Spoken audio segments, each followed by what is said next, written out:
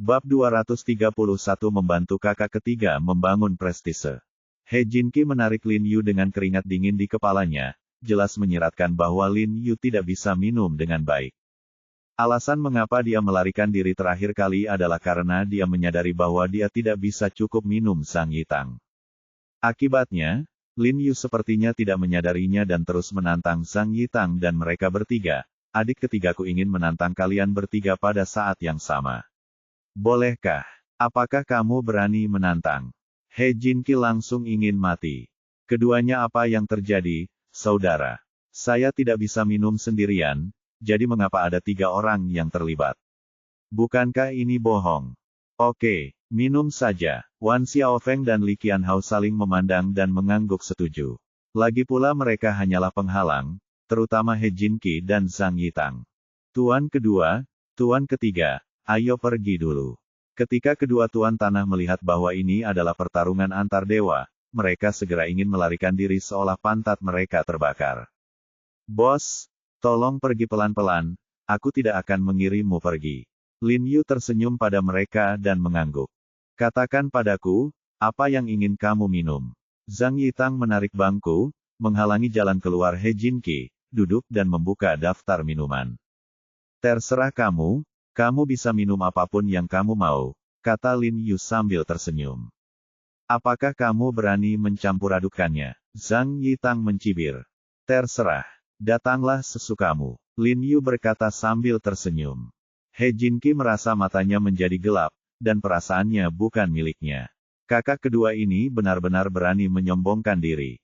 Dia segera meraih Lin Yu, dan sementara 3 lainnya tidak siap, dia berbisik kepada Lin Yu, kakak kedua, aku tidak bisa minum dengan baik. Tidak apa-apa, bukankah aku di sini? Lin Yu berkata sambil tersenyum. Petik 2. He Jinqi terdiam sesaat. Kamu di sini dan bukan kamu yang minum. Memikirkan pacar kecilnya yang lembut yang bisa mencubit air, He Jinqi tiba-tiba ingin menangis tanpa air mata. Dia tersedak dan berkata, saudaraku, kamu telah membunuhku kali ini. Jika pacarku ditiduri, aku tidak akan pernah malu di dalamnya, modal lagi. Petik 2. Jinqi, izinkan saya bertanya, apakah Anda percaya padaku? Lin Yu bertanya sambil tersenyum. Saudaraku, meskipun aku mempercayaimu, aku tidak akan bisa minum cukup, kata He Jinqi tanpa daya.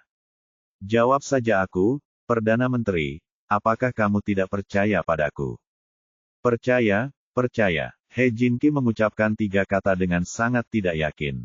Itu saja, minumlah, taklukkan mereka. Setelah kamu menaklukkan mereka, kamu akan menjadi bos dari mereka bertiga. Lin Yu menghiburnya dengan dominan. Karena perkataannya agak keras, Zhang Yitang dan mereka bertiga juga mendengarnya, dan mereka bertiga langsung mencibir. Rambut Jinqi bahkan belum tumbuh, dan dia masih ingin menjadi bos kita. Meski begitu, dia harus memiliki kemampuan itu. Mereka berempat adalah 4 anak hilang yang terkenal di ibu kota, dan mereka juga merupakan generasi ketiga termuda di antara 4 keluarga besar. Mereka selalu tidak menaati siapapun, terutama He Jinqi dan Zhang Yitang, yang hampir setiap kali mencubit mereka bertemu. Sialan, aku lebih dari mampu untuk memerintah kalian bertiga. He Jinqi mengumpat dengan ketidakpuasan. Berhentilah membual, minumlah kami nanti. Zhang Yitang berkata dengan nada menghina. Hei, jika kita menang, bisakah kita berdua bermain dengan pacar Jinqi? Tanda seru petik 2. Wan Xiaofeng tiba-tiba bertanya dengan semangat di wajahnya. Meskipun tidak ada kekurangan kecantikan di sekitar mereka, perasaan menduakan orang lain sangatlah mengasyikkan, dan mereka menduakan tuan muda ketiga dari keluarga He, yang membuat mereka merasa lebih bahagia. Ya, tentu saja, sebelum orang lain dapat berbicara, Lin Yu memimpin dan mengangguk setuju. He Jinqi tiba-tiba merasa dunia berputar dan dia hampir pingsan. Kakak kedua ini mencoba menipunya hingga mati. Dan untuk meyakinkanmu bahwa kamu kalah, ayo minum seperti ini. Kamu bergiliran minum dengan Jinqi. Kamu akan kalah jika Jinqi mabuk. Kamu akan kalah jika kalian bertiga mabuk. Adapun siapa di antara kalian bertiga pergi dulu, kamu putuskan sendiri. Lin Yu berkata untuknya dengan percaya diri tanpa mempedulikan perasaan He Jinqi. Benarkah? Wan Xiaofeng dan Li Qianhao begitu bersemangat hingga mereka hampir melompat. Ini sangat bagus. Wajah He Jinqi berlinang air mata saat ini. Dia memegang erat lengan Lin Yu dan berkata dengan gemetar, "Kakak kedua, aku tahu salah jika aku melecehkan pacarmu malam itu, tapi aku sudah merenungkannya secara mendalam. Aku bisa, tidak membunuh siapapun. Mengangguk, kamu tidak bisa menyakitiku seperti ini. Jinqi, percayalah pada saudara kedua." Lin Yu menepuk pergelangan tangannya dengan sungguh-sungguh untuk meyakinkannya. Haha, tidak heran Jinqi mengenalinya sebagai saudara keduanya. Seorang idiot bertemu dengan seorang idiot. Wan Xiaofeng bersandar di telinga Li Qianhao dan tertawa. Set, kecilkan suaramu, bagaimana jika mereka menyesalinya? Li Qianhao dengan cepat menepuk kaki Wan Xiaofeng. Tapi taruhan kita harus adil.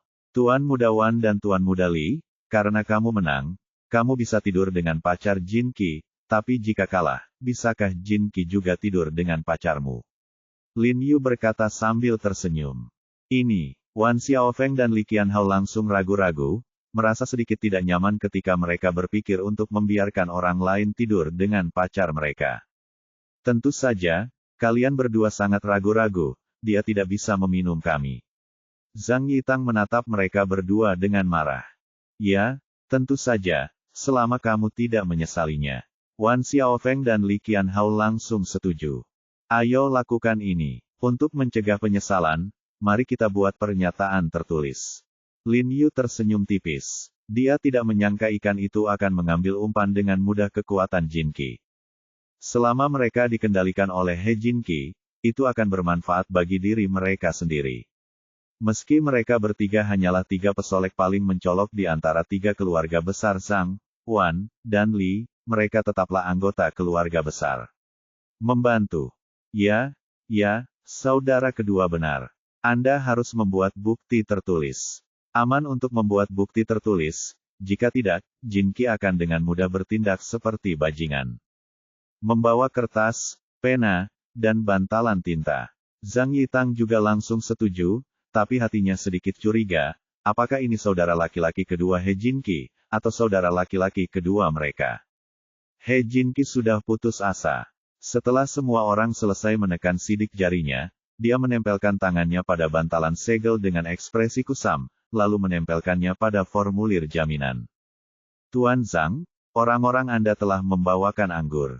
Saat ini, manajer dengan cepat berjalan dari luar dan meletakkan beberapa botol hitam vodka dan bir Budweiser di atas meja, serta beberapa es batu. Lihat, apakah kamu sudah minum anggur ini? Zhang Yitang mengedipkan mata pada He Jinqi dan memberi isyarat padanya untuk melihat anggur di atas meja. Ketika He Jinqi mengambilnya dan melihatnya, ekspresinya tiba-tiba berubah dan dia berseru kaget, kandungan alkohol 80%. Apakah kamu sekarat? Bagaimana kalau meminumnya dengan bir? Apakah kamu berani? Berkata dengan nada jijik di wajahnya. Berani? Tentu saja aku berani. Hari ini aku akan menunjukkan kepadamu apa itu peminum sebenarnya. Lin Yu mengambil sebotol vodka sambil tersenyum dan melihatnya. Dia melihat bahwa itu adalah vodka sulingan khusus dari Skotlandia, dan itu juga mengandung bunga elder dan milk thistle serta bahan obat tradisional Tiongkok yang menguatkan hati lainnya memiliki kandungan alkohol setinggi 80,8%. He Jinqi bahkan tidak memiliki kekuatan untuk menangis. Orang yang paling mengaguminya di dunia ini adalah saudara laki-lakinya yang kedua. Zhang Yitang memilah selusin cangkir 300 ml dan mencampurkannya dengan setengah bir dan setengah vodka. Bau alkohol tiba-tiba memenuhi seluruh ruangan pribadi, dan baunya saja sudah agak menyengat. Ayo, Zhang Yitang memimpin dengan mengambil segelas anggur, menahan napas, dan minum. He Jinqi tidak bergerak dengan ekspresi pahit di wajahnya. Kakak kedua yang penuh perhatian segera mengambil anggur dan memasukkannya ke dalam mulutnya. Dia berkata sambil tersenyum, Jinqi, tunjukkan kekuatanmu. Yu menyajikan anggur untuknya, beberapa busa obat di tangannya diam-diam ditaburkan ke dalam cangkir He Jinqi. Ini adalah pil menenangkan yang dia persiapkan secara khusus sebelumnya sebelum dia datang. Dia takut mengadakan pesta minum di ibu kota, jadi dia meminumnya terlebih dahulu. Tanpa diduga, dia tidak menggunakannya, jadi He Jin Ki menggunakannya terlebih dahulu. Ini adalah pil pekat yang dia buat khusus dengan bahan obat. Bentuknya sangat kecil, tetapi memiliki efek menenangkan yang kuat. Mengonsumsi satu pil dapat mencegah He Jin Ki mabuk selama 1000 cangkir. He Jin Ki meminum segelas anggur seolah-olah dia sedang meminum racun, tetapi dia tidak merasa pusing. Dia pikir itu mungkin minuman pertamanya dan dia belum mabuk. Ayo lagi. Zhang Yitang telah menghabiskan minumannya dan mengambil segelas lagi. He Jin Ki juga mengambil gelas kedua dan meminumnya, tetapi masih tidak merasakan apa-apa. Dia tiba-tiba menjadi bersemangat. Seharusnya tidak. Satu gelas anggur yang kuat bisa bernilai 4 atau 5 gelas anggur biasa. Dia bahkan minum 2 gelas. Tidak mungkin tidak ada reaksi. Di sisi lain, Zhang Yitang di seberang sedang sedikit mabuk. Ayo, Zhang Yitang mengambil gelas itu lagi dan meminumnya dalam sekali teguk. He Jin Ki juga meminum segelas, menggelengkan kepalanya, dan menemukan bahwa dia masih tidak merasakan apa-apa sama sekali, seolah-olah dia sedang minum air biasa. Dia segera melompat dengan semangat dan berteriak, "Astaga, potensiku telah terstimulasi. Ayo, siapa yang takut pada siapa?" Kali ini dia berinisiatif mengambil segelas wine dan meminumnya. Ketika Zhang Yitang dan 3 orang lainnya melihat pemandangan ini, wajah mereka sangat terkejut. Ini tidak benar. Menurut kapasitas minum He Jin Ki, setelah 4 gelas anggur yang begitu kuat, dia pasti sudah kehilangan penampilannya. Ayo, ayo, Zhang Yitang sudah menghabiskan 4 gelas anggur, dan lidahnya tidak bisa bergerak lagi. Dia merasa pusing di depan matanya, tapi dia tetap bertahan dan mengambil gelas kelima. Tapi gelas kelima kaca belum selesai, jatuh ke tanah. Sampah, kamu tidak boleh minum. Apa yang kamu lakukan di sini bersamaku? He Jin Ki segera menjadi gila. Setelah menghabiskan gelas kelima, dia mulai menari dengan penuh semangat dimiliki oleh Dewa Anggur. Giliranmu, kalian berdua pecundang, ayolah. Wan Xiaofeng dan Li Qianhao saling memandang dengan mata heran, keringat dingin di dahi mereka, bertanya-tanya dalam hati, apakah He Jin Ki dirasuki roh jahat? Sedang terjadi. Semakin banyak Anda minum, Anda akan semakin energi.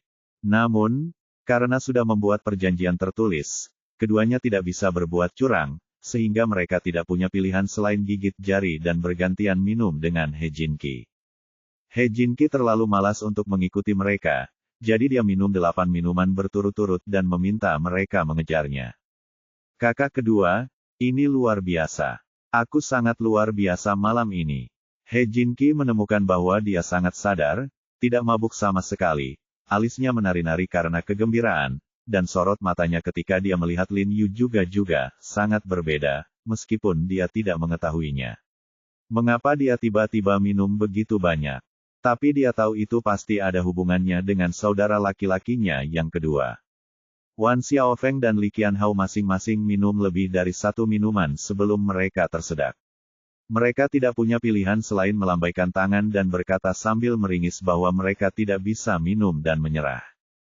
Kamu harus mengaku kalah, oke. Ayo bangunkan dia.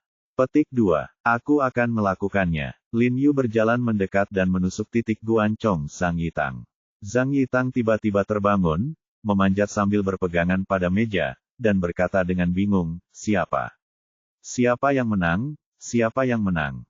Kakekmu. He Jin Ki menunjuk dirinya sendiri dengan kaki di atas meja, lalu menepuk perutnya dan berkata sambil tersenyum lebar, oke, cepat telepon putrimu. Telepon semua temanmu, aku akan bertarung 1 lawan 3 malam ini. Bab 232 Sutradara Wanita yang Kejam. Apa? Kamu menang. Zhang Yitang tiba-tiba terbangun, berjuang untuk bangun, menoleh ke arah Wan Xiaofeng dan Li Qianhao, dan mengutuk dengan marah, sampah, kalian berdua adalah sampah. Ngomongin orang lain, kamu juga sama, cepat telepon. He Jin Ki berbaring di sofa di belakang, memegangi tangannya di sandaran, menyilangkan kaki, dan kakinya gemetar. Dia telah bersaing dengan ketiga orang ini sejak dia masih berakal sehat. Dia telah bertarung melawan ketiga orang ini dan memanfaatkan mereka, tetapi dia tidak pernah mengalahkan mereka. Hari ini adalah waktu yang paling menyenangkan baginya dalam 20 tahun. Saat dia mengatakan itu, dia mengedipkan mata pada Lin Yu dan berkata sambil tersenyum, "Kakak kedua, ketiga pria ini punya pacar yang cukup keren. Bagaimana kalau aku segera berbagi satu denganmu? Lupakan saja, cukup bagiku untuk memiliki adikmu mertua." Yu tersenyum dan melambaikan tangannya. "Kenapa kalian bertiga berdiri di sana dengan linglung? Kenapa kalian tidak menelepon? Jinki, kamu tahu, kita semua adalah teman, tidak perlu bermain terlalu keras."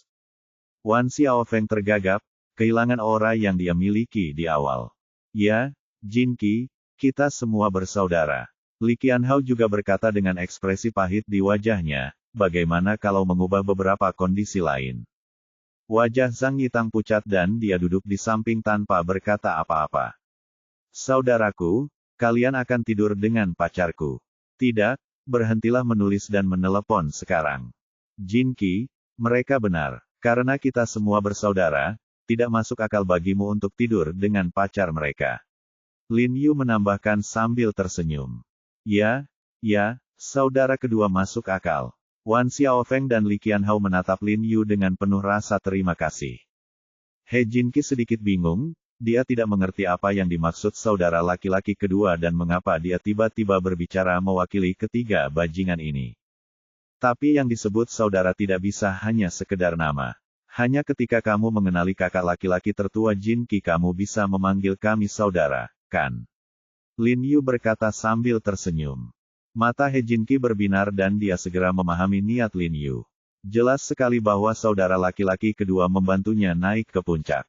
Selama mereka bertiga mengenalinya sebagai saudara laki-laki tertua, dia akan menjadi pemimpin mereka dan akan selalu lebih baik dari mereka. Ini lebih baik daripada tidur di tempat tidur. Kuda mereka jauh lebih murah. Petik 2. Ya, kakak keduaku benar. Kalau itu milik kakakku, maka pacarmu adalah kakak iparku. Tentu saja aku tidak bisa tidur denganmu, tapi kalau itu bukan milik kakakku, aku tidak akan sopan. He Jinki tampak bangga, berkata. Ini, Wan Xiaofeng dan Li Qianhao saling melirik, lalu menoleh ke arah Zhang Yitang, jelas menunggunya mengambil keputusan. Di antara mereka berempat, yang paling kuat adalah He Jinki dan Zhang Yitang. Mereka berdua tahu beberapa kungfu, dan level mereka hampir sama. Mereka selalu ingin menjadi pemimpin di antara mereka berempat, dan mereka selalu ingin menjadi pemimpin telah gayung bersambut. Jadi selama Zhang Yitang mengangguk, Wan Xiaofeng dan Li Qianhao secara alami akan mengangguk. Entah kamu mengakuinya atau tidak, kamu harus memikirkannya baik-baik. Tidak perlu melihat orang lain. Jika pacarmu ditiduri, reputasimu mungkin akan buruk di kalangan pria muda di ibu kota, mengingatkan mereka dengan tidak tergesa-gesa.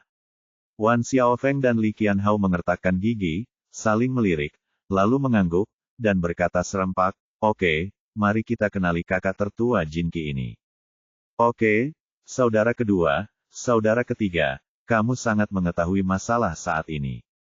He Jinki tertawa. Dia bergegas ke Zhang Yitang dan berkata, "Kamu terlalu lambat untuk menjawab. Kamu hanya bisa menjadi saudara keempat, saudara keempat. Siapa yang ingin kamu menjadi kakak laki-laki tertua?" Zhang Yitang berdiri tiba-tiba dan berkata dengan dingin, "Tidak. Dia perempuan, aku serahkan padamu." Dia mengeluarkan ponselnya dan langsung menelepon pacarnya, berkata dengan suara dingin, "Datanglah segera. Kamu akan bermalam dengan He Jinki malam ini, dan aku akan melakukannya. Aku akan memberimu 1 juta. Omong kosong apa yang kamu bicarakan. Kamu boleh menemani siapapun yang aku minta untuk menemanimu. Kamu tidak punya hak untuk memilih." Zhang Yitang mengumpat dengan marah, lalu menutup telepon, menunjuk ke arah He Jinki dan berkata, "Aku tidak menginginkan wanita bau ini lagi, He Jinki, tunggu saja. Urusan kita belum selesai." Setelah mengatakan itu, dia berbalik dan berjalan keluar sambil membanting pintu. Lin Yu cukup terkejut. Dia tidak menyangka Zhang Yitang menjadi tulang punggung. Dia tidak bisa menahan rasa ingin tahunya. Jika pria tidak berguna dari keluarga Zhang bisa menjadi tulang punggung, orang seperti apa Zhang itu Yihong? Pahlawan muda yang setenar Chu Yunxi sama sekali tidak menganggur. Biarkan dia sendiri, dia paling jago berpura-pura. Ayo, kita minum. He Jinqi menyapa semua orang untuk minum. Xiao Feng, kamu bilang kakek keduamu adalah seorang dokter. Siapa namanya? Lin Yu sangat tertarik dengan pemain kuat dari keluarga Wan ini dan mau tidak mau bertanya. Nah, nama kakek kedua saya adalah Wan Siling. Dia dijuluki oleh orang-orang sebagai tangan suci dan dokter ajaib yang bisa menyembuhkan segala sesuatu. Wan Xiaofeng merasa cukup bangga ketika menyebut nama kakek keduanya. Bagaimanapun, perkembangan keluarga mereka hingga saat ini tidak terlepas dari kakek kedua ini. Meski Wan Jia dipimpin oleh kakeknya untuk berkembang, banyak proyek yang dimenangkan oleh beberapa orang besar yang diketahui kakek keduanya. Oh, kakekmu adalah Wan Siling. Wan Siling dari Qian Sitang itu. Lin Yu sedikit terkejut, sedikit tidak percaya, dia adalah dokter istana. Kakak kedua, kamu cukup berpengetahuan, bukan buruk. Qian Sitang adalah dokter keluarga kami, jadi dia bisa disebut dokter kekaisaran. Kakek saya sering diundang untuk mengobati orang-orang besar, kata Wan Xiaofeng dengan wajah cerah. Lin Yu tersenyum dan mengangguk, dan tidak berkata apa-apa lagi. Sebenarnya, dia sudah lama mendengar tentang Wan Siling, tetapi sejauh yang dia tahu, meskipun pria ini memiliki keterampilan medis yang sangat baik, karakternya tidak terlalu baik, dan kondisi medisnya tidak terlalu baik, etikanya sangat buruk. Orang-orang seperti itu bisa menjadi dokter kekaisaran. Melihat hari sudah larut, dia tidak membuang waktu bersama mereka. Dia berkata masih ada yang harus dilakukan dan pergi dulu. Setelah meninggalkan klub malam, Lin Yu langsung bergegas ke rumah sakit pertama Universitas Beijing, tempat Jiang Yan sedang menunggu di depan pintu.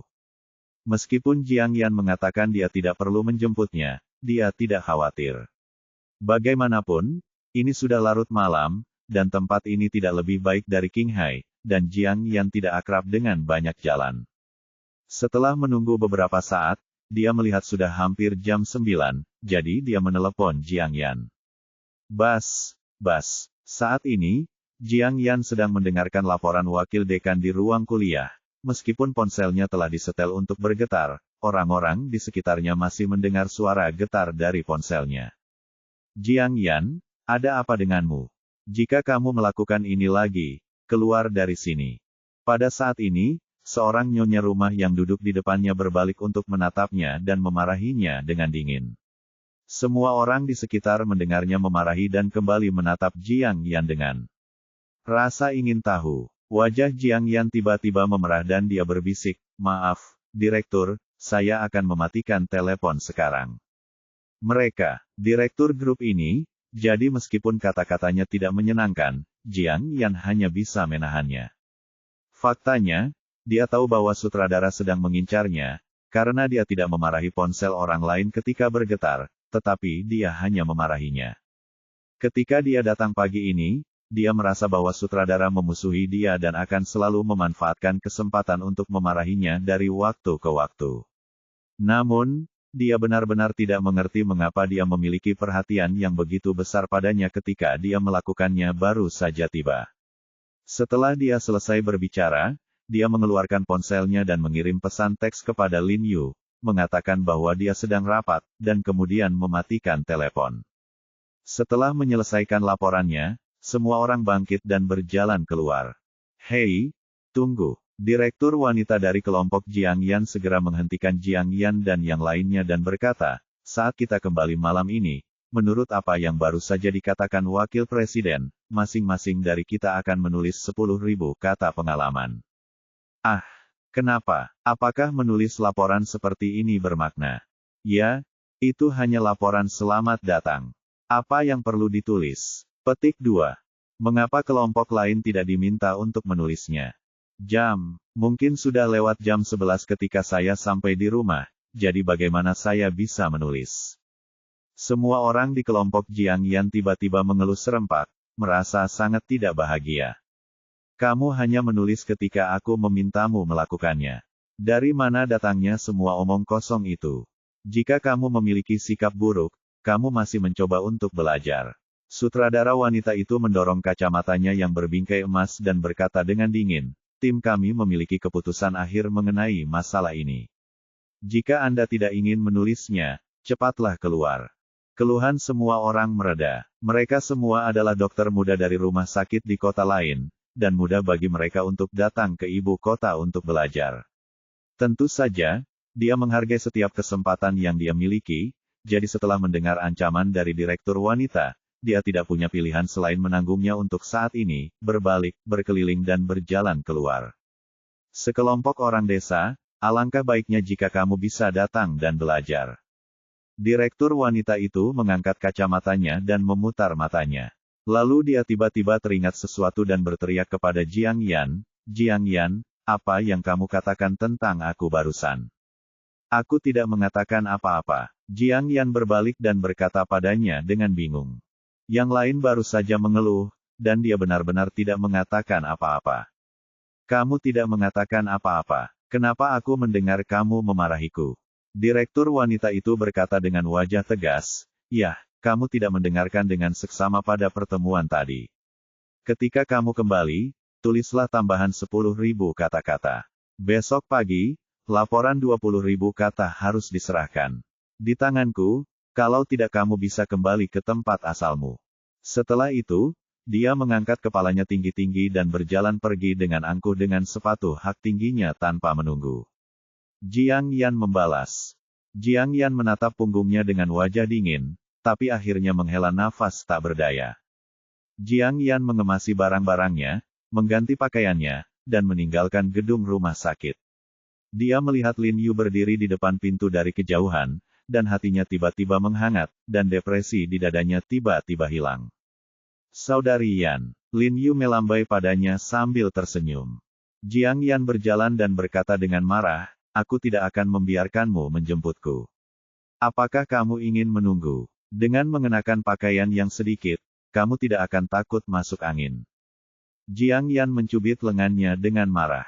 "Aku kedinginan di luar, tapi hangat di dalam." Lin Yu menunjuk ke dadanya dan tersenyum, "Karena kamu ada di sini." Jiang Yan meliriknya dengan wajah dingin, tapi ada sedikit rasa manis di dalamnya. Sudut mulutnya tersenyum. "Apakah dingin?" Lin Yu memegang tangan Jiang Yan dan menjulurkan kepalanya untuk melihat ke ujung jalan. Mengapa taksi di Beijing begitu sulit didapat? Ponselnya, tapi dia tetap tidak menelepon. Ada beberapa taksi yang masuk ke rumah sakit, tapi mereka tidak pernah keluar. "Kamu bahkan tidak melihat jam berapa sekarang." Jiang Yan melihat ke arloji. Saat itu sudah jam 11. Ketika dia memikirkan tentang pengalaman menulis 20.000 kata ketika dia sampai di rumah, dia tidak dapat membantu tapi menghela nafas panjang. "Hei, Jiang Yan, apakah ini suamimu?" Pada saat ini, sebuah BMW X6 berwarna merah cerah berhenti di samping Lin Yu dan Jiang Yan. Wanita di dalam taksi itu membuka kacamata hitamnya, memperlihatkan wajah Zhang yang ditutupi alas bedak yang tebal. "Direktur wanita grup Jiang Yan. Ini adalah direktur grup kami, Direktur Liu Qin." Meskipun Jiang Yan tidak suka melihatnya, dia tetap menyapa dan memperkenalkan Lin Yu. "Oh, halo, Direktur." Lin Yu dengan cepat mengangguk dengan sopan dan menyapanya. "Yah, dia terlihat cukup bagus, tapi dia agak lusuh." Liu Qin tersenyum sinis, "Apakah kamu menunggu taksi? Kalau begitu tunggu perlahan, aku akan pergi dulu." Bab 233, Merebut Kredit. Mengenakan kacamata hitam di malam hari, apakah kamu tidak takut memukul babi? Lin Yu mengerutkan kening, berpikir siapa orang-orang ini. Tidak bisakah kita memberi mereka tumpangan saja? Jiang Yan tidak bisa menahan senyum dan menepuk Lin Yu. Setelah mereka berdua sampai di rumah, waktu sudah hampir jam 12 malam. Begitu mereka memasuki rumah, Lin Yu memeluk Jiang Yan dari belakang, mencium aroma rambutnya, dan berkata dengan mabuk, "Saudari Yan, cepat mandi." Petik 2. "Ayo, kenapa kamu tidak mandi?" Jiang Yan membuka tangannya dan menghela nafas. "Aku masih harus menulis 20.000 kata pengalaman." Setelah Jiang Yan selesai berbicara dengan Lin Yu tentang masalah ini, Lin Yu tiba-tiba menjadi marah. Apakah wanita ini mesum? Dia harus menuliskan pengalamannya dalam laporan selamat datang. Dan dia harus menulisnya malam ini. Dia jelas tidak melakukannya, ingin melakukannya. Biarkan orang tidur. Lalu apa yang bisa kamu lakukan? Kamu harus dikendalikan oleh orang lain. Jiang Yan menghela nafas tak berdaya, meluruskan rambutnya, mengeluarkan pena dan kertas dari laci, dan duduk. Orang di meja itu menundukkan kepalanya dan mulai menulis. Dia bangun pagi-pagi untuk segera ke rumah sakit. Dia sangat lelah setelah hari yang sibuk. Lin Yu melihat ekspresi lelah Jiang Yan dan merasa tertekan. Dia diam-diam mengutuk Liu Qin, wanita tua itu, lalu berjalan ke sisi Jiang Yan, mencubit tulang belakang lehernya yang gugup, dan berkata dengan lembut, "Saudari Yan, tulislah 1000 kata. Saya akan melakukannya, tuliskan untukmu nanti. Apakah kamu tahu apa yang harus ditulis?" Jiang Yan bertanya tanpa mengangkat kepalanya. Kamu menulis dengan normal di awal, menulis beberapa pemikiran tentang laporan orientasi dan seterusnya. Nanti, aku akan terus membantumu menulis sesuai dengan apa yang kamu tulis. Tidak akan ada masalah. Lin Yu berkata dengan percaya diri. Lalu kenapa kamu begitu malu harus menulis sampai larut malam? Jiang Yan tidak tahan. Ada apa? Setelah aku mengirimmu ke rumah sakit di pagi hari, aku kembali dan tidur sampai jam 2 siang. Oke, aku akan memberimu pena.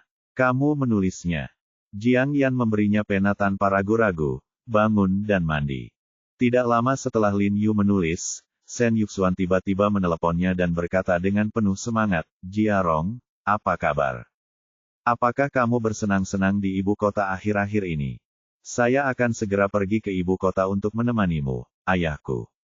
Menurutku toko kita terlalu sedikit di ibu kota, jadi izinkan saya memperluas pasar di ibu kota." "Benarkah? Bagus sekali, tolong bawakan mobil saya." Lin Yu cukup bersemangat ketika mendengar bahwa Shen Yuxuan akan datang. Biarkan saja dia mengemudikan Ferrarinya untuk melihat apakah wanita tua Liu Qin itu masih berani menyebut dirinya lusuh. Dan memiliki mobil akan memudahkan dia dan Jiang Yan melakukan perjalanan di masa depan. Saya baru saja hendak bertanya apakah Anda ingin seseorang mengemudikan mobil ke sana. Saya juga berencana untuk mengendarai mobil saya sendiri ke sana. Shen Yuxuan berkata dengan penuh semangat, "Saya akan berangkat sebentar lagi dan tiba paling lambat besok malam." "Baiklah, aku akan menunggumu." Setelah menutup telepon, Lin Yu hanya bisa menghela nafas. Bahkan Paman Shen meminta Yuxuan untuk datang ke ibu kota. Tampaknya keputusannya untuk tinggal di ibu kota memang benar. Bagaimanapun, orang pergi ke tempat yang lebih tinggi, dan air mengalir ke tempat yang lebih rendah. Dia harus berterima kasih kepada keluarga He. Dia telah merencanakan untuk mengambil alih ibu dan ayah mertuanya ketika dia tumbuh besar di masa depan, dan kemudian dia akan berakar di ibu kota. Berakar di jantung Tiongkok. Tentu saja, kakak perempuan seniornya yang khawatir juga datang menjemputnya. Jika memungkinkan, Lin Yu tidak bisa menahan nafas panjang, lalu mengambil pena, menundukkan kepalanya dan terus menulis. Lin Yu begadang sampai dini hari dan akhirnya membantu Jiang Yan menuliskan pengalaman ini. Jiang Yan langsung memasukkannya ke dalam tasnya ketika dia pergi bekerja keesokan paginya. Tega memanggilnya, mencium lembut pipinya. Setelah dia naik taksi ke rumah sakit, dia menceritakan pengalamannya kepada Liu Qin. Liu Qin membalik-balik ulasan 20.000 kata tanpa membacanya secara detail. Dia menerimanya ketika dia melihat jumlah kata yang hampir sama. Dia melihat ke arah Jiang Yan dan merasa sedikit bingung saat melihat Jiang Yan memiliki wajah kemerahan, kulit kencang, dan tidak ada lingkaran hitam di bawah matanya. Dia sengaja meminta Jiang Yan menulis 20.000 kata hanya untuk membuat Jiang Yan begadang. Mengapa tidak ada tanda-tanda begadang di wajah Jiang Yan? Mau tak mau dia merasa sedikit kesal karena Jiang Yan lebih cantik darinya, kesal karena Jiang Yan memiliki kulit yang lebih putih dan lembut darinya, itulah sebabnya dia terus memakaikan sepatu kecil untuk Jiang Yan di hari pertama dia melihatnya, Kecemburuan seorang wanita adalah salah satu hal yang paling menakutkan di dunia, dan kalimat ini sangat cocok untuknya. Setelah semua orang memberikan tanggapan mereka, dia secara pribadi mengirimkannya ke kantor wakil dekan dan berkata dengan senyuman di wajahnya, "Wakil dekan Si, laporan orientasi Anda kemarin sungguh luar biasa. Para siswa di kelompok kami akan kembali kemudian saya secara spontan menulis beberapa pemikiran dan meminta saya untuk membantu Anda menyebarkannya." Petik 2. Benarkah? Oh, itu tidak perlu. Meskipun wakil presidensi mengatakan ini, dia masih mengambil pemikiran itu dan membalikkannya dengan senyuman di wajahnya. Dia mengangguk dan berkata, beritahu para siswa untuk tidak terlalu merepotkan di masa depan. Haha. Kebanyakan orang di dunia ini suka dipuji, dan wakil presidensi tidak terkecuali. Saya tidak berharap dia memberikan sambutan kecil untuk siswa baru. Laporan ini mendapat banyak pujian. Seharusnya begitu. Liu Qin mengangkat kacamatanya, sedikit kelicikan muncul di senyumannya. Dia mencapai posisi direktur tidak hanya berdasarkan kualifikasinya, tetapi juga karena dia tahu cara menyenangkan atasannya, jadi Anda secara alami akan menaiki tangga tersebut lebih cepat daripada yang lain. Hai, Direktur Liu, artikel ini ditulis dengan baik. Mengapa panjang sekali? Wakil presidensi mengangguk setuju setelah membaca pengalaman Jiang Yan. Oh, ini. Liu Qin segera menunduk dan menyadari bahwa itu ditulis oleh Jiang Yan.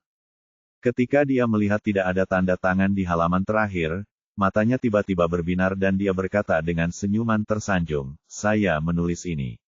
Saya mendengarnya kemarin. Setelah menyelesaikan laporan Anda, hati saya penuh dengan emosi, terutama ketika saya mendengar Anda berbicara tentang keinginan agar keterampilan medis Tiongkok mendapat tempat di dunia. Saya sangat tersentuh dan terharu. Saya tidak bisa mau tak mau aku menulis lebih banyak, dan aku tidak menyadarinya sampai fajar. Saat dia berbicara, dia berpura-pura mengantuk, menutup mulutnya dengan tangan dan menguap. Benarkah, kamu menulis sampai subuh? Wakil presidensi cukup terkejut dan tampak sangat tersentuh. Dia tidak menyangka Liu Qin bisa menulis begitu banyak perasaan hanya dalam satu kalimat. Jika Lin Yu mengetahui hal ini, dia mungkin akan sangat marah hingga dia muntah darah. Apa yang dia tulis sampai dini hari dengan mudah direnggut oleh Liu Qin. Sebenarnya, dia awalnya ingin menandatangani untuk Jiang Yan, tetapi tanda tangan adalah cara termudah untuk mengungkapkan catatan. Dia tidak bisa meniru tanda tangan Jiang Yan, jadi dia tidak menulisnya. Dia tidak menyangka Jiang Yan akan menandatanganinya di pagi hari. Kalau begitu saya harus melihat lebih dekat. Ketika wakil presidensi mendengar bahwa itu ditulis oleh Liu Qin yang begadang, dia segera mengambilnya dan membacanya dengan cermat. Ekspresinya menjadi semakin lelah. Serius, dia tiba-tiba berdiri dan berkata dengan kaget, Direktur Liu, ini benar-benar ditulis oleh Anda. Liu Qin takut dengan ekspresi wakil presidensi, dan mengangguk dengan berani. Iya, itu ditulis oleh saya. Oh, tidak sopan, Direktur Liu. Wakil presidensi tiba-tiba tampak sangat gembira, berdiri, meraih tangan Liu Qin, dan berkata dengan penuh semangat, saya tidak melakukannya, mengharapkan itu, saya hanya mendengarkan. Dia mengatakan bahwa Anda mengambil kursus pengobatan Tiongkok ketika Anda masih mahasiswa pasca sarjana, tetapi Anda tidak pernah menyangka bahwa tingkat pengobatan Tiongkok Anda telah mencapai tingkat setinggi itu. Dia begitu bersemangat hingga wajahnya sedikit berubah merah. Menghadapi reaksinya, Liu Qin sangat terkejut. Bukankah ini hanya sebuah artikel pengalaman? Mengapa ini melibatkan pengobatan Tiongkok? Namun, dia terkejut di dalam hatinya, tetapi masih berpura-pura tersenyum di permukaan, dan bertanya kepada wakil presidensi, Din Si, poin apa yang secara spesifik Anda maksudkan? Saya menulis begitu banyak tadi malam, dan sekarang saya tidak bisa ingat beberapa di antaranya. Oh, wakil presidensi segera berbalik dan mengambil artikel itu, membuka halaman kedua, dan berkata dengan penuh semangat, ini dia, tentang pengobatan-pengobatan tradisional Tiongkok untuk spondilolistesis lumbal dan spondilosis lumbosakral. Rencananya sungguh mendalam. Sejujurnya, saya adalah seorang praktisi pengobatan Tiongkok, dan saya telah memikirkan cara mengobati kedua penyakit pinggang ini. Setiap kali saya sampai pada poin penting, ide saya akan terhalang membaca pengalaman Anda. 4 kata, yin yang dan 5 elemen, tiba-tiba menjadi jelas bagi saya. Pengobatan tradisional Tiongkok berfokus pada yin yang dan 5 elemen tubuh manusia. Bukankah itu membuang-buang waktu?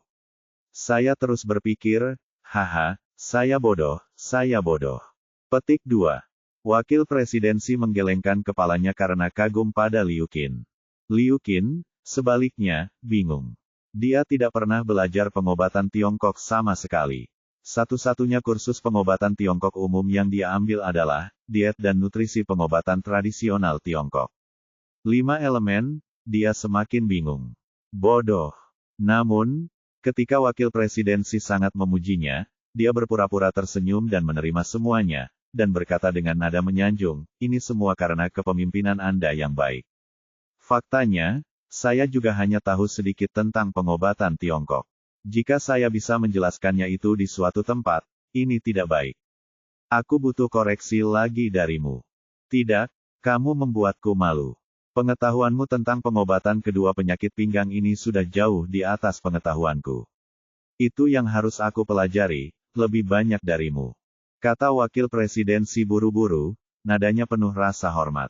Dia benar-benar tidak menyangka bahwa tingkat pengobatan Tiongkok Liu Qin telah mencapai tingkat setinggi itu. Banyak dokter pengobatan Tiongkok tua berusia 60-an atau 70-an mungkin tidak mampu melakukan itu. Untuk mencapai levelnya, sungguh sebuah harta karun. Liu Qin jelas merupakan harta karun rumah sakit mereka. Din Si, kamu sangat sopan. Tidak peduli seberapa cakapnya aku tetap bukan bawahanmu. Liu Qin berkata sambil tersenyum. Jangan khawatir, saya akan segera meminta instruksi kepada dekan dan memasukkan Anda ke dalam rencana pelatihan bakat elit. Begitu ada lowongan di posisi tingkat tinggi, Anda akan dipromosikan terlebih dahulu, menepuk dadanya. Oh, kalau begitu saya harus berterima kasih banyak. Liu Qin tersenyum begitu cerah sehingga dia sangat bersemangat. Memasuki program pelatihan bakat elit, sama dengan memasuki saluran untuk promosi cepat. Ya, tapi ada satu hal yang saya tidak mengerti. Wakil presidensi melihat pengalamannya dan bertanya-tanya, Anda baru saja menuliskan pengalaman Anda di laporan orientasi. Kenapa Anda tiba-tiba menerima pengobatan untuk spondilolistesis lumbal dan lumbosakral spondilolisis? Apakah rencana pengobatan Tiongkok akan datang? Dia mengerutkan kening, agak sulit untuk dipahami. Anda dapat menulisnya, tetapi apakah terlalu cepat untuk berbalik? Kalimat sebelumnya juga mengatakan, pidato wakil presidensi sangat menyentuh saya. Kalimat berikutnya adalah, pandangan saya tentang pengobatan spondilolistesis lumbal dan spondilolisis lumbosakral. Faktanya, ini ditulis oleh Lin Yu mengikuti kata-kata Jiang Yan. Karena dia tidak punya apa-apa untuk ditulis, dia menulis rencana perawatan. Bagaimanapun, dia merasa tidak ada yang akan membaca hal yang membosankan seperti itu Liu Qin. Tidak, saya sadar bahwa pengalaman ini sebenarnya dibaca oleh wakil presidensi, yang mengetahui pengobatan Tiongkok, dan dia sangat terkesan sehingga dia mengaguminya.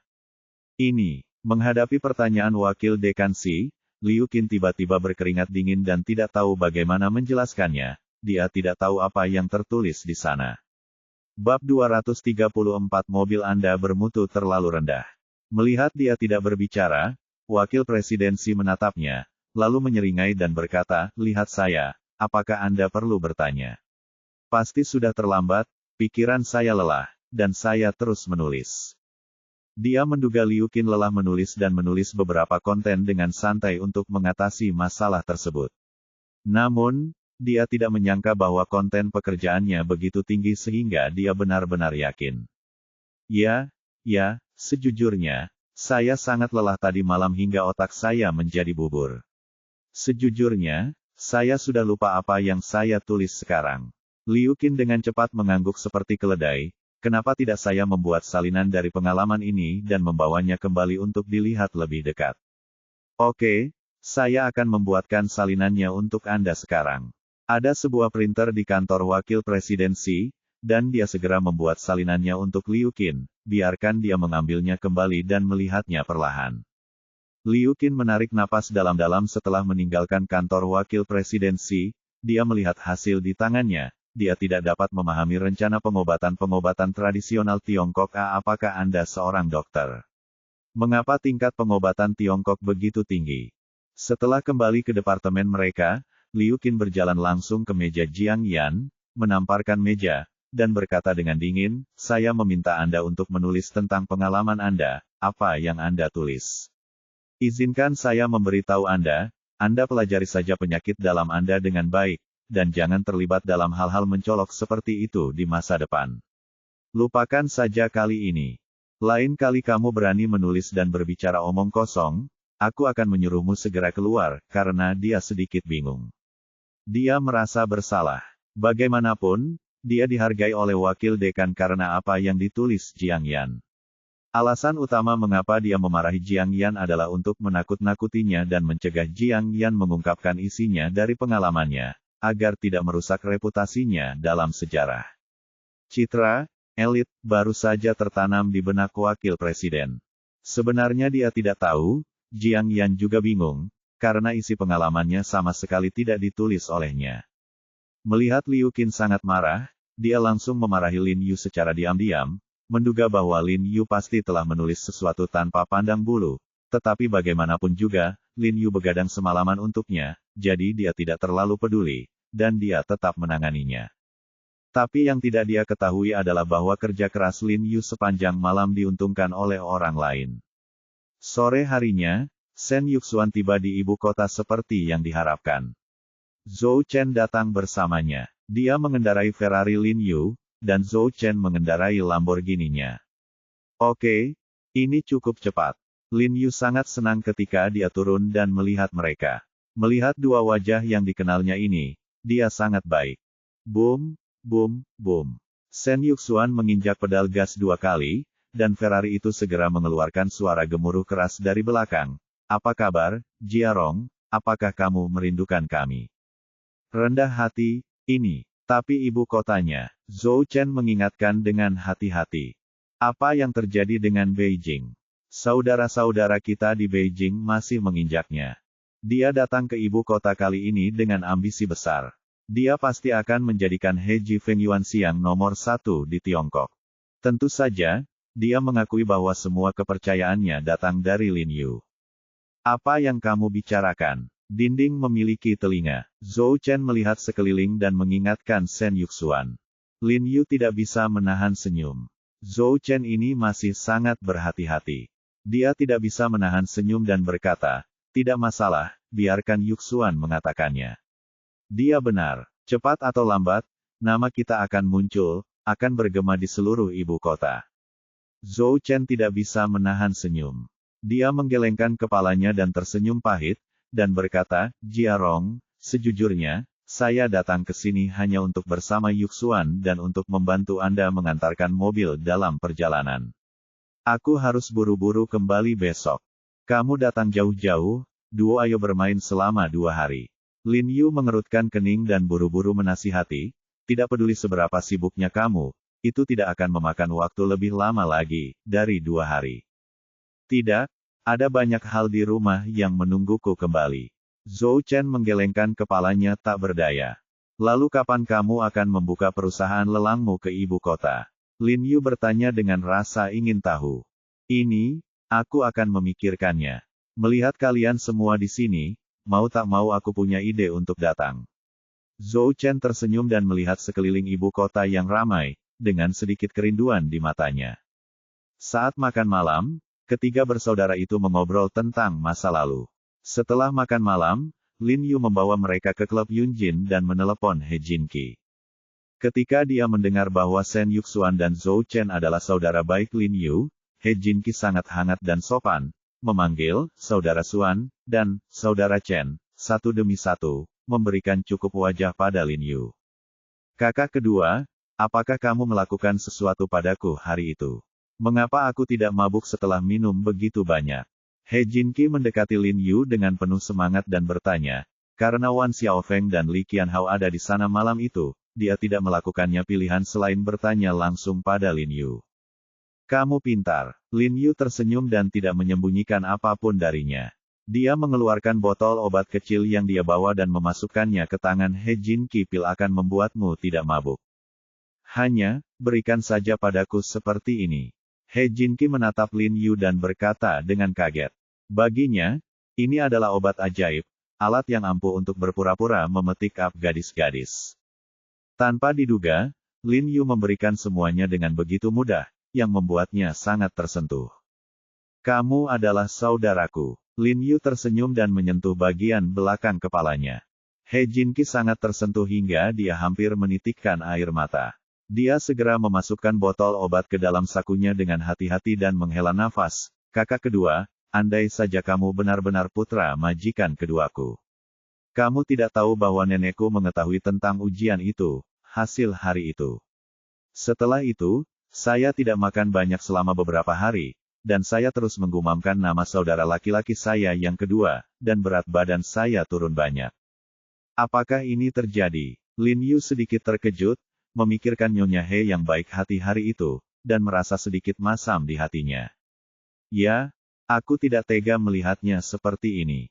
Orang terbaik di keluarga kita adalah nenekku dan saudara laki-lakiku yang kedua. Bagaimana kalau kamu punya waktu untuk mengunjungi nenekku? Kakak kedua, He Jinqi meraih tangan Lin Yu-nya. Lin Yu menyeringai dan berkata, Jinqi, sebaiknya aku tidak pergi. Pamanmu tidak ingin aku tinggal di ibu kota. Dia tidak akan membiarkanku pergi meskipun dia tidak pergi. Apakah ibu kota ini milik dia?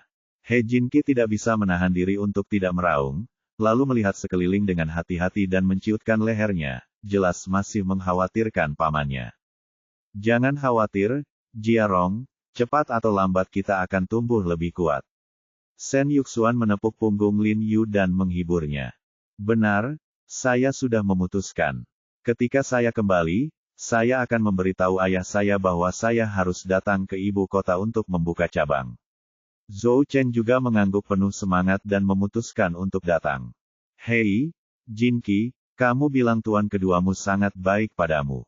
Orang seperti apa dia? Bisakah kamu ceritakan tentang dia? Lin Yu mau tidak mau bertanya dengan rasa ingin tahu ketika dia mendengar dia menyebut He Zizhen. Dia pada dasarnya telah bertemu semua orang di keluarga He, tetapi dia belum pernah bertemu dengan majikan kedua dari keluarga He. Dia bahkan hanya mengetahui sedikit informasi tentang dia, jadi dia secara alami penuh rasa ingin tahu. Omong-omong tentang kakek kedua saya, itu luar biasa. Selain kakek saya, dia adalah orang yang paling hebat di keluarga kami. Dia juga yang paling mirip dengan kakek saya di antara orang tua saya. Kakek kedua saya dia tidak terkalahkan ketika dia masih di sekolah, dan dia menduduki peringkat pertama di setiap ujian. Hal yang sama terjadi ketika dia masuk akademi militer dan bergabung dengan tentara. Tidak ada yang bisa menandingi dia. Jempolan. Hati Lin Yu mencelos. Itu saja, saudara Jiarong jelas bukan putra Tuan He. Dia tidak mewarisi IQ dan kemampuannya. Benarkah atau tidak, apakah dia sehebat itu? Lalu seberapa besar seharusnya guru keduamu menjadi pejabat? Itu benar. Dia dianugerahi gelar Mayor Jenderal pada usia 38 tahun. Terlepas dari sejumlah prestasi berjasa setelah berdirinya Republik Rakyat Tiongkok, pernahkah Anda mendengar seseorang yang dianugerahi gelar Mayor Jenderal di usia yang begitu muda? Tiba-tiba dia menundukkan kepalanya dan berkata secara misterius, pernahkah Anda mendengar tentang Kam Darkton di Tiongkok?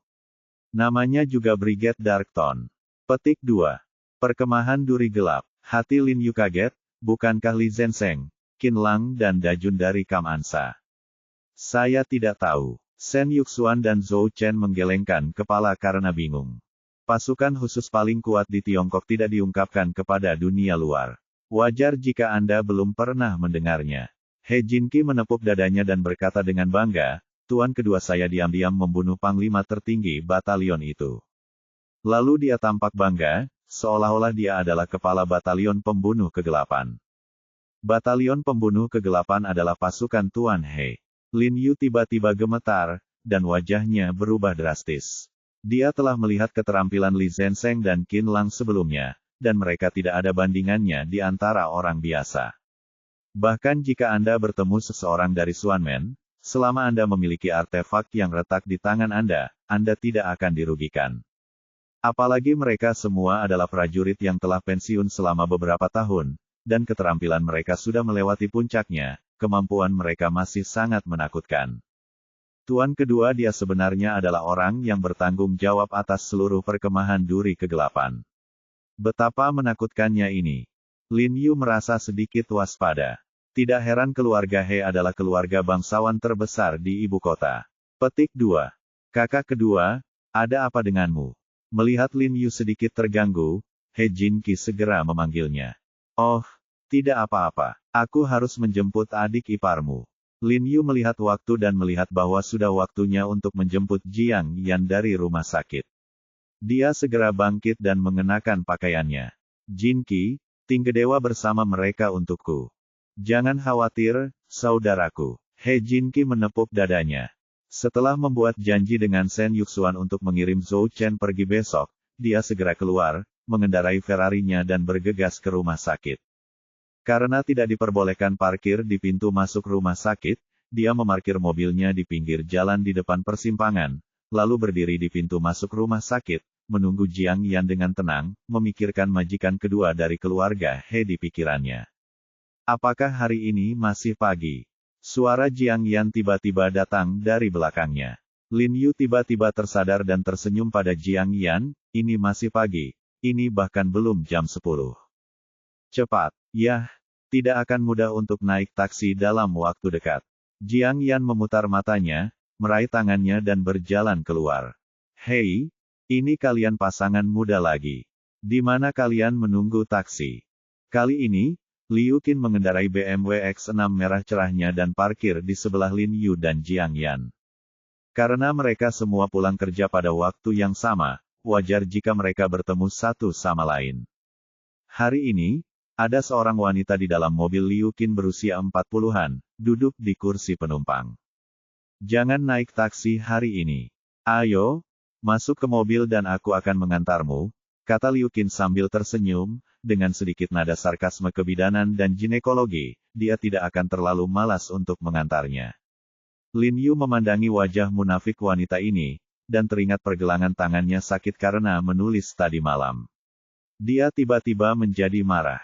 Dia melirik ke mobil Liu Qin dan berkata dengan ringan, Direktur Liu, kami menghargai kebaikan Anda. Mobil Anda agak bermutu rendah, jadi kami tidak akan menerimanya. Bab 235 Penjualan Bundel. Apa katamu? Wajah Liu Qin tiba-tiba menjadi gelap, mengira dia salah dengar. Ku bilang, suara Lin Yu sedikit meninggi, mobilmu kualitasnya terlalu rendah, jadi kami tidak akan duduk di dalamnya. Liu Qin tiba-tiba menjadi marah, terutama di depan Direktur Departemen Kebidanan dan Ginekologi. Lin Yu sebenarnya berani mempermalukan dirinya sendiri dengan cara ini. Kemarahan di dalam hatinya meledak, menunjuk ke arah Lin Yu dan memarahi, beraninya kamu, seorang pengemis di taksi, menganggap mobilku jelek. Seorang anak kecil dapat berbicara di usia muda. Kesombongan dan ketidaktahuan seperti itu. Direktur Departemen Kebidanan dan Ginekologi juga memarahinya dengan suara yang dalam. Entah dari mana rasa superioritasmu itu berasal. Yang naik taksi itu pengemis. Di dalam taksi tidak terlalu buruk. Baunya tidak enak. Lin Yu mengerutkan kening dan menamparkan hidungnya. Dia muak dengan kekejaman dan superioritas Liu Qin. Ekspresi Liu Qin berubah karena marah. Dia menunjuk ke arah Jiang Yan dan mengutuk, Jiang Yan, apa yang kamu cari? Jika kamu tidak punya uang, kamu akan menyombongkan diri dan kamu tidak memiliki pendidikan sama sekali. Dia dan Liu Qin sama-sama lahir dan besar di ibu kota, dan dilahirkan dengan rasa superioritas yang kuat. Di mata mereka, semua orang di luar ibu kota adalah orang udik. Jiang Yan dengan cepat menarik Lin Yu dan memberi isyarat agar dia tidak banyak bicara. Saya akui kualitas saya tidak bagus, tapi saya sedikit lebih baik dari kalian berdua. Lin Yu tersenyum tanpa amarah. Kamu, baiklah, Direktur Liu, berhentilah berbicara omong kosong dengannya dan berdebat dengan orang udik. Bukankah kita merendahkan diri? Saya masih terburu-buru untuk kembali. Ayo cepat pergi dan jangan menghalangi orang lain dari naik taksi. Liu Qingang ketika dia ingin berbicara, Direktur Departemen Kebidanan dan Ginekologi segera menasihatinya, secara khusus menekankan kata-kata, naik taksi. Orang kampung kecil, tunggu dan lihat saja saat kamu masuk ke dalam mobil.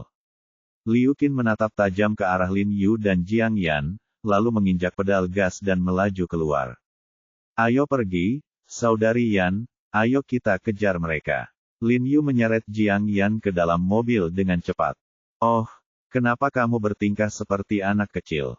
Kenapa repot-repot dengan mereka? Kata Jiang Yan tak berdaya.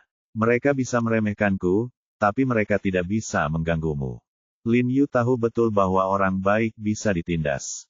Setelah dia menyeret Jiang Yan ke dalam mobil, dia segera mengemudikan mobil ke arah menghilangnya Liu Qin dan mengejarnya.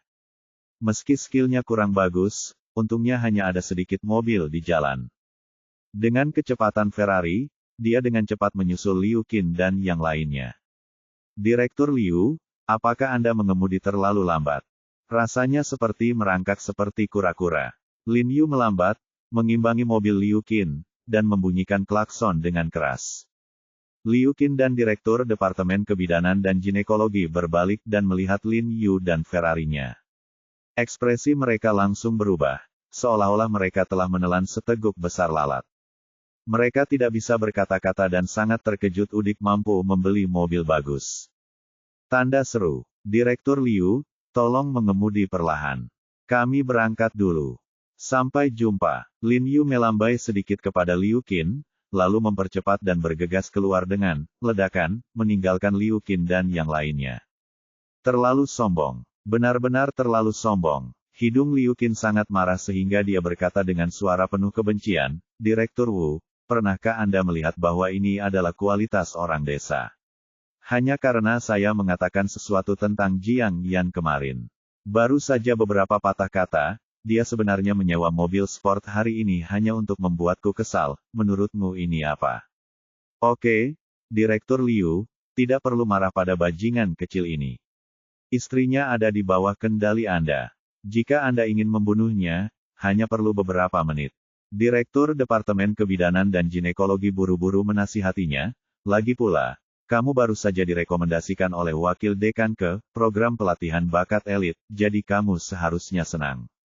Ada perasaan masam dalam nada bicaranya ketika dia berbicara tiba-tiba direkomendasikan ke program pelatihan bakat elit. Dia merasa sangat bingung dan sangat iri. Liu Qin langsung merasa senang saat mendengar ini, dan terlalu malas untuk melampiaskan amarahnya kepada Jiang Yan dan Lin Yu. Bagaimanapun, dari sudut pandang ini, dia harus berterima kasih kepada Jiang Yan, dan berkata sambil tersenyum, Direktur Wu, jangan berkecil hati, saya yakin dengan kemampuan Anda akan segera masuk. Direktur Wu memutar matanya secara diam-diam dan tidak berkata apa-apa. Apa yang kamu lakukan? Kamu mengeluarkannya, tapi aku kurang beruntung. Setelah kembali ke rumah, Jiang Yan memarahi Lin Yu. Tapi dia juga merasa sangat nyaman. Dia telah diintimidasi oleh Liu Qin beberapa hari terakhir ini, dan dia akhirnya merasa bangga sekali hari ini. Terutama ketika dia memikirkan wajah Liu Qin yang sangat marah sehingga dia merusaknya, dia tidak bisa membantu tetapi ingin tertawa. Apa yang kamu takutkan? Rumah sakit tidak dikelola oleh mereka. Kamu tidak melakukan kesalahan apapun. Dia mengusirmu hanya karena dia bilang dia akan melakukannya. Lin Yu berkata begitu saja. Oke, tetaplah bersikap rendah hati mulai sekarang. Apakah menurutmu ini masih Qinghai? Jiang Yan menepuk lembut tangannya. Keesokan paginya, Lin Yu dan Shen Yuxuan membawa Zhou Chen ke bandara. Zhou Chen, datanglah ke sini lebih awal, kami semua menunggumu. Shen Yuxuan menikam dada Zhou Chen dengan tinjunya, merasa sangat sedih karena ada satu orang yang hilang setelah menanam dokut di mana-mana. Jangan khawatir, saya pasti akan kembali. Zhou Chen meyakinkan mereka berdua sambil tersenyum. Setelah mengantar Zhou Chen pergi, Lin Yu dan Shen Yuxuan mulai berbelanja di kota. Lin Yu ingin melihat lagi apakah ada toko yang lebih cocok untuk membuka klinik medis. Meskipun dua toko yang He Jinqi bantu temukan keduanya sangat bagus, keduanya tidak terlalu cocok untuk membuka klinik medis. Selalu terasa ada sesuatu yang hilang. Apa fungsi toko ini? Mengapa ada begitu banyak orang di sana? Setelah berjalan ke jalan yang relatif makmur di kota, Shen Yuxuan tiba-tiba menunjuk ke depan dan bertanya dengan rasa ingin tahu. Lin Yu mendongak dan melihat ada orang-orang yang berdiri di depan sebuah toko tidak jauh dari sana, terbagi menjadi 3 baris, sepertinya sedang mengantri, dan ada juga banyak orang yang lewat menyaksikan kegembiraan itu. Mata Lin Yu tiba-tiba berbinar ketika melihat lokasi dan fasad toko ini. Lokasi toko ini, baik dari sudut pandang bisnis maupun feng shui, sangat cocok untuk membuka klinik kesehatan, dan fasad tokonya luas dan terang, dengan luasnya juga cukup besar, sehingga sangat nyaman untuk parkir di depan pintu dan lewat. Ayo pergi dan melihat-lihat. Lin Yu menyeret Shen Yuxuan dan segera berjalan menuju toko. Karena pintu toko terhalang oleh pepohonan hijau di pinggir jalan, dia juga penasaran dengan toko macam apa ini. Ketika dia sampai di depan dan melihat pintu toko dengan jelas, Lin Yu tiba-tiba terkejut. Saya melihat 3 karakter besar, Qian Zitang, tertulis di plakat di pintu. Lin Yu hanya bisa menggelengkan kepalanya dan tersenyum pahit. Pantas saja dia merasa toko ini sangat cocok untuk membuka klinik kesehatan. Ini juga klinik medis. Pantas saja ada begitu banyak orang. Mereka mengadakan klinik gratis. Shen Yuxuan berkata dengan penuh semangat, "Jia Rong, rekanmu, ayo pergi dan melihat-lihat." Untuk menyaksikan kegembiraan itu, saya melihat 2 tanda berdiri ditempatkan di kedua sisi pintu masuk Aula Qianzi, dengan tulisan, Klinik Gratis Dokter Keajaiban Tangan Suci Wan Siling, di atasnya. Lin Yu dan Shen Yuxuan menaiki tangga dan melihat ke dalam. Mereka melihat bahwa Aula Qianzi sangat besar. Duduk di meja konsultasi kayu solid di dalamnya adalah seorang lelaki tua yang hampir berusia 70 tahun. Dia tampak cukup agung dan memiliki janggut yang mencapai dadanya. Zheng Ningmei merasakan denyut nadi seorang pria berusia 40-an di meja. Ada beberapa dokter yang mencari orang di sekitar yang sedang mengambil obat atau mendesak pasien untuk mengantri. Penyakitmu termasuk angin paru-paru. Aku akan meresepkan 2 resep untukmu. Jika kamu kembali dan meminum resep ini selama 3 bulan, kamu akan sembuh. Wan Siling menulis 2 resep sambil berbicara dan memerintahkan, resep pertama adalah digunakan untuk menghilangkan penyakit. Jika diminum selama sebulan, gejalanya pada dasarnya akan hilang. Resep kedua digunakan untuk menguatkan akar dan menghilangkan akarnya. Jika diminum selama 2 bulan, tidak akan terjadi lagi. 3 bulan. Pria itu tergagap, apakah kamu sudah minum terlalu lama? Wan Siling mengerutkan kening dan berkata dengan suara yang dalam, penyakitmu sudah kronis selama 5 tahun, dan akan semakin memburuk dari tahun ke tahun. Jika itu orang lain, aku tidak akan bisa menyembuhkanmu meskipun itu membutuhkan waktu 3 bulan, apalagi 3 tahun. Apa maksudmu? Apakah kamu meragukan keterampilan medis kakekku? Perhatikan baik-baik saat kamu punya begitu banyak masalah. Keluar. Seorang pemuda berusia pertengahan 20-an di sebelah Wan Siling memarahi dokter dengan wajah dingin. Saya tidak meragukan kemampuan medis Dr. Wan Shen, hanya saja, obat Anda terlalu mahal, dan saya tidak mampu meminumnya terlalu lama. Kata pemuda itu dengan ekspresi pahit di wajahnya, bahan obat Qian Zitang terkenal mahal. Toko obat dan klinik medis lain mengenakan harga pasar normal, tetapi harga obat Qian Zitang 3 kali lebih tinggi dari harga pasar. Mereka menerima bahwa Wan Siling memiliki keterampilan medis yang luar biasa dan biaya pengobatannya mahal, tetapi harga obatnya jauh lebih tinggi daripada yang lain, dan itu sungguh terlalu mahal. Namun karena ada orang di atas Wan Siling, Biro Harga dan Badan Pengawas Obat dan Makanan sama sekali tidak peduli, sehingga pasien setempat takut mendapatkan obat di rumahnya. Apa yang kamu katakan salah? Wan Siling menyeringai, kamu pikir obat-obatan di pusat kesehatan kami mahal. Kamu bisa pergi ke pusat kesehatan lain untuk mendapatkan obat. Kami tidak membeli atau menjual dengan paksa. Tanda seru petik 2. Pria parubaya itu tampak bahagia dan buru-buru mengangguk ke Wan Siling. Terima kasih Dr. Wan Shen. Terima kasih Dr. Wan Shen. Tinggalkan resepnya. Wan Siling mengetuknya perlahan dengan jarinya. Bagian atas meja dari meja klinik.